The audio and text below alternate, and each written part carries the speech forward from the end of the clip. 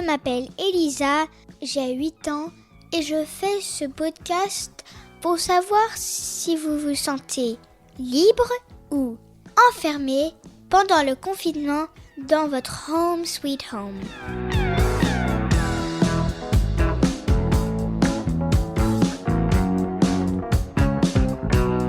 Pour ce 39e épisode, on va écouter un docteur depuis le temps qu'on en attend. Depuis lundi, c'est le déconfinement. Et peut-être que c'est encore plus dur pour lui. Parce qu'il y a encore plus de gens qui sortent dehors, qui se voient, puisqu'ils croient que le coronavirus est parti pour rien. Alors que non. Alors, ils peuvent se le donner beaucoup plus que quand on était en confinement. Tout le monde était comme... Faut rester dans la maison. Et tout, voilà. Et maintenant, c'est cool, on est en déconfinement, on peut aller dehors, se voir, se toucher, se faire des bisous sur la bouche. Sérieusement, n'importe quoi. Alors, on va écouter Emmanuel, médecin hospitalier, qui pousse un coup de gueule.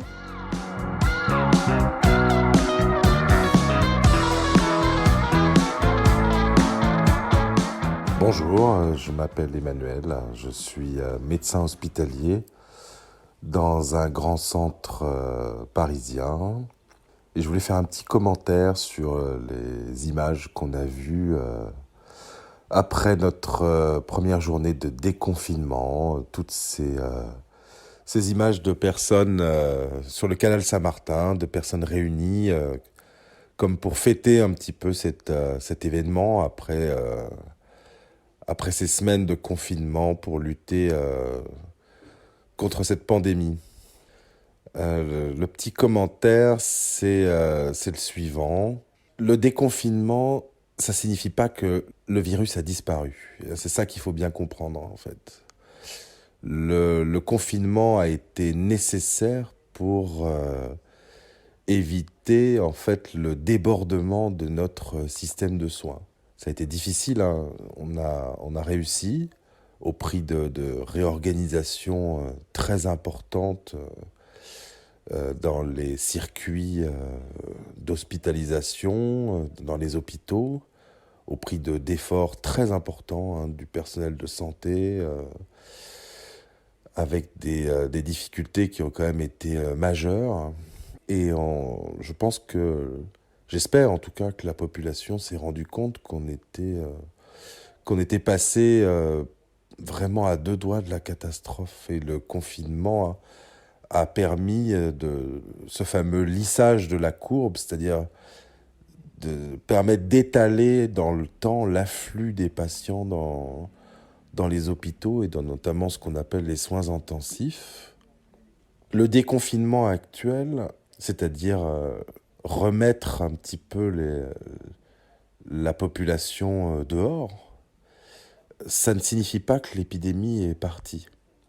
Ça signifie qu'on est à un niveau de circulation du virus qui est redevenu faible, mais qui peut à nouveau remonter. Pour l'instant, il faut être honnête et il faut dire qu'on ne sait pas. On ne sait pas encore si ça va advenir.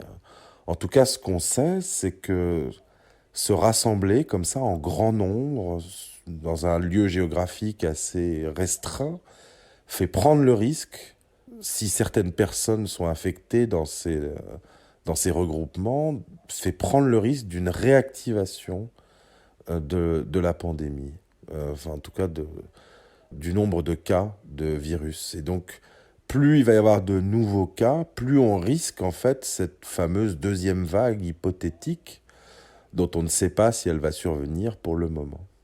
Donc il me paraît important d'expliquer, de faire preuve de pédagogie et d'expliquer à la population qu'on est en quelque sorte un petit peu en sursis devant une maladie qu'on connaît mal, qu'on connaît encore peu parce que finalement, elle est assez nouvelle et il faut quand même faire preuve de prudence, une prudence collective qui va nous permettre, j'espère, de limiter les risques et d'apprendre à vivre avec ce virus dans des conditions de sécurité acceptables. Voilà, donc en conclusion, le déconfinement, c'est maintenant, oui, mais sous certaines conditions. Éviter les grands rassemblements, les gestes barrières, et notamment le lavage des mains, absolument fondamental. Porter des masques, notamment dans les situations de rassemblement, par exemple dans les transports en commun, les situations où c'est qu'on va se retrouver à plusieurs dans une même pièce. Ça, c'est très important aussi. Et puis, une veille collective, une responsabilisation pour qu'on puisse ensemble traverser cette épreuve.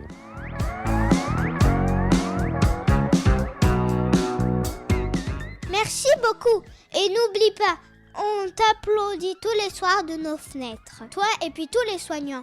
Et vous savez, ma mère, elle trouve quand un jour elle était dans la rue, quand les gens étaient en train d'applaudir, et elle a trouvé ça très émouvant. Surtout pour les gens qui ont le coronavirus, ils essayent d'avoir de l'aide et c'est ce que vous essayez de faire. Voilà, bravo.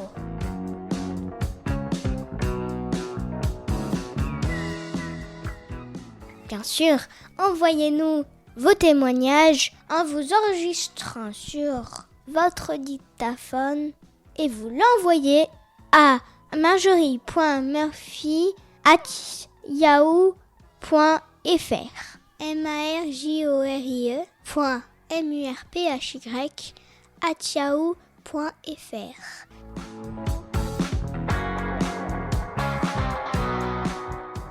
N'oubliez pas, mettez-nous des petites étoiles et des commentaires sur toutes les plateformes de podcast. Merci.